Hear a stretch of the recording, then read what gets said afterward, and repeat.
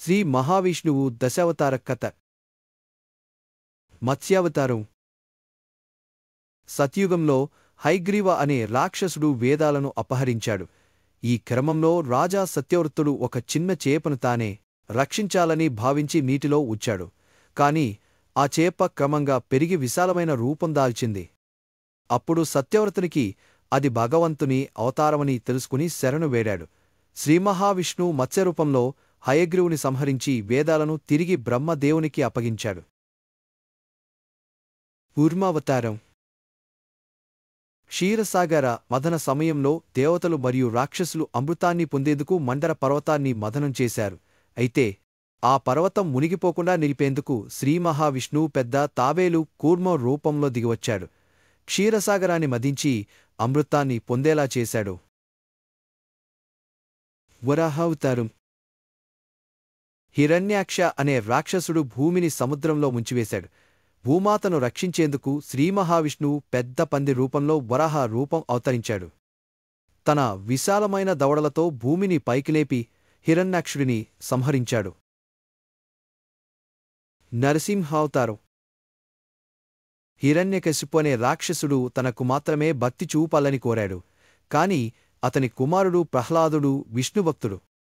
కోపంతో హిరణ్యకశిపు ప్రహ్లాదుని రిపీటెడ్లీ హింసించాడు. చివరికి హిరణ్యకశిపు భగవంతుడు ఎక్కడ ఉన్నాడని అడగగా ప్రహ్లాదుడు అయినా ఉన్నాడు అని చెప్పాడు. అప్పుడు శ్రీమహావిష్ణువు నరసింహ, అర్ధసింహ, అర్ధమానవ అవతారంలో ప్రత్యక్షమై హిరణ్యకశిపుని సంహరించాడు. వామనావతారం. బలిచక్రవర్తి భూలోకాన్ని, స్వర్గాన్ని పరిపాలిస్తూ అన్ని వర్గాల ప్రజలకు దానం చేసేవాడు. అప్పుడు శ్రీమహావిష్ణువు ఒక చిన్న బ్రాహ్మణ బాలుడిగా వామన రూపం వచ్చి బలిచక్రవర్తిని దర్శించాడు. 3 అడుగుల భూమి ఇవ్వండి అని కోరాడు. బలి అంగీకరించగానే వామనుడు విశాల రూపం దాల్చి 1 అడుగుతో భూమిని, మరో అడుగుతో స్వర్గాన్ని ఆక్రమించాడు. 3వ అడుగును పెట్టేందుకు స్థలం అడిగినప్పుడు బలిచక్రవర్తి తాను శిరస్సునే సమర్పించాడు. పరశురామావతారం. క్షత్రియులు అధర్మాన్ని పెంచినప్పుడు మహావిష్ణువు పరశురాముడుగా అవతరించాడు. శివుని చేతుల మీదుగా పరశురాముడు పరశును కోడాలి పొందాడు. అప్పుడు క్షత్రియులు అన్యాయంగా పాలించే కాలంలో పరశురాముడు 21 సార్లు భూమిని క్షత్రియుల నుండి శుద్ధి చేశాడు. రామావతారం. త్రేతాయుగంలో రావణుడు భూమిని ఆక్రమించి ప్రజలను భయభ్రాంతులుగా మార్చాడు. శ్రీరాముడు అయోధ్య రాజుగా జన్మించి తన తండ్రి మాటకు విలువనిచ్చి 14 ఏళ్ల వనవాసం వహించాడు. చివరికి రావణుడిని సంహరించి సీతాదేవిని తిరిగి తీసుకొచ్చాడు. రాముని అవతారం ధర్మానికి నిలయంగా నిలిచింది. బాలరామావతారం. ద్వాపరయుగంలో శ్రీకృష్ణుని సహోదరుడిగా బాలరాముడు జన్మించాడు.